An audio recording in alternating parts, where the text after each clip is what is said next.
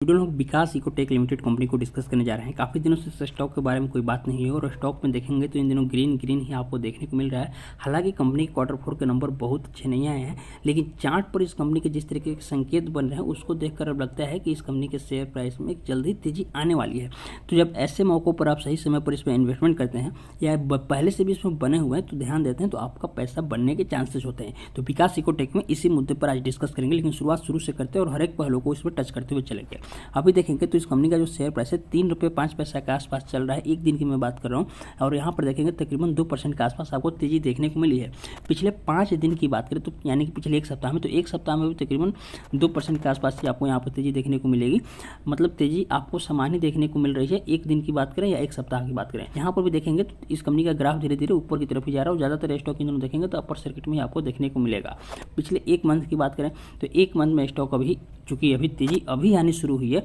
इसलिए एक मंथ का रिटर्न अभी भी निगेटिव में है। ये जो एक सप्ताह और एक दिन की तेजी अभी आनी शुरू हुई है, ये कुछ दिनों तक यदि बरकरार रहती है तो ये जो एक मंथ का रिटर्न आपको नेगेटिव में दिख रहा है 10.5% के आसपास, यह भी पॉजिटिव में आ जाएगा। हालांकि यहाँ से देखेंगे तो ये ग्राफ ऊपर की तरफ जाने लगा है, यानी कि कुछ दिनों तक ये और ऊपर आया तो ये जो एक मंथ का रिटर्न यहाँ पर नेगेटिव में था, इससे ऊपर निकलेगा तो ये पॉजिटिव में आ जाएगा। पिछले 6 मंथ में देखेंगे तो 6 मंथ में तकरीबन 15.5% के आसपास से स्टॉक आपको नेगेटिव रिटर्न देते हुए यहाँ पे दिख रहा है। अब यहाँ पर हम लोग विकास इकोटेक को सबसे पहले चार्ट के माध्यम से समझ लेते हैं कि इस कंपनी का चार्ट यानी कि टेक्निकल एनालिसिस के माध्यम से क्या कहता है, क्योंकि टेक्निकल एनालिसिस के माध्यम से शेयर में क्या होने वाला वो हमें पहले पता चल जाता है। यहाँ पर देखेंगे अभी मैंने आपके लिए 1 साल का चार्ट ओपन किया और 1 साल के चार्ट पर जो आप देखेंगे तो आप पाएंगे कि इस कंपनी के लिए 3 रुपये का लेवल काफ़ी इंपॉर्टेंट था, क्योंकि 3 रुपये के लेवल के आसपास, जैसे ये जो आप लाइन देख रहे हैं 3 रुपये का लेवल है, यहाँ पर कंपनी ने मल्टीपल बार देखेंगे 1 2 3 बार सपोर्ट लिया हुआ है और अभी इस कंपनी का शेयर प्राइस इस 3 रुपये के नीचे चल रहा है। हालांकि 3 रुपये के आसपास ही चल रहा है, लेकिन फिर भी 3 रुपये के लाइन के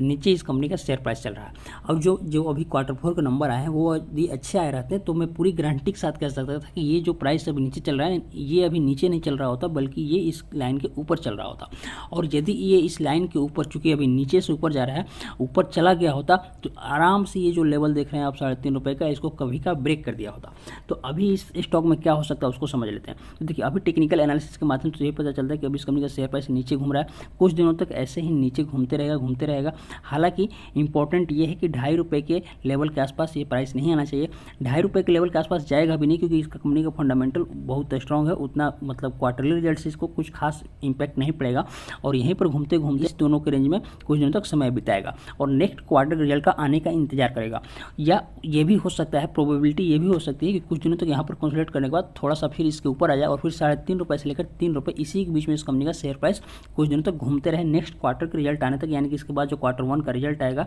उसकी मैं बात कर रहा हूँ। अभी इस कंपनी के क्वार्टर 4 के नंबर कैसे हैं उसको एक बार हम डिस्कस कर लेते हैं। अभी एक बार हम लोग इस कंपनी के क्वार्टरली रिजल्ट को यहाँ पर डिस्कस कर लेते हैं। देखेंगे सेल्स जो हुआ है मार्च क्वार्टर में देखेंगे 68 करोड़ के आसपास हुआ है, जो कि पिछले क्वार्टर में 111 करोड़ के आसपास था। पिछले 3 क्वार्टर में देखेंगे तो तीनों क्वार्टर में कंपनी के जो सेल्स हुए हैं लगातार पिछले क्वार्टर के मुकाबले कम होते गए हैं और जैसे जैसे कंपनी के सेल्स कम हुए उसी हिसाब से कंपनी का एक्सपेंसेस भी जब आप देखेंगे तो पिछले कुछ क्वार्टर में कम हुई है। अच्छी बात है कि कमाई कम हो रही है तो कंपनी अपने खर्चे भी कम कर रही है, नहीं तो फिर इससे क्या होता है कंपनी के ऊपर लॉस बढ़ता है। और अभी आपको पता है कंपनी लॉस में नहीं है, कंपनी भी प्रॉफिट में चल रही है। नेट प्रॉफिट की बात करें तो देखिए ये रहा नेट प्रॉफिट और नेट प्रॉफिट देखेंगे 1 करोड़ 79 लाख के आसपास हुआ है, जो कि यह भी पिछले कुछ क्वार्टर में कम हुआ है, क्योंकि पिछले कुछ क्वार्टर में कंपनी के सेल्स कम हुए और जब सेल्स कम हुए तो इसी की वजह से कंपनी का जो नेट प्रॉफिट है वो भी कम होते हुए दिखा है। हालांकि अच्छी बात यह है कि कंपनी का जो आप बैलेंस शीट देखेंगे तो बैलेंस शीट में आप पाएंगे कि कंपनी के ऊपर जो डेप्ट है, डेप्ट आपको बढ़ते हुए नहीं दिखेगा, क्योंकि कंपनी अपने औकात से अधिक खर्चा नहीं करी। ये रहा बोरो यानी कि डेप्ट, और यहाँ पर देखेंगे मार्च क्वार्टर में कंपनी का डेप्ट कम हुआ है,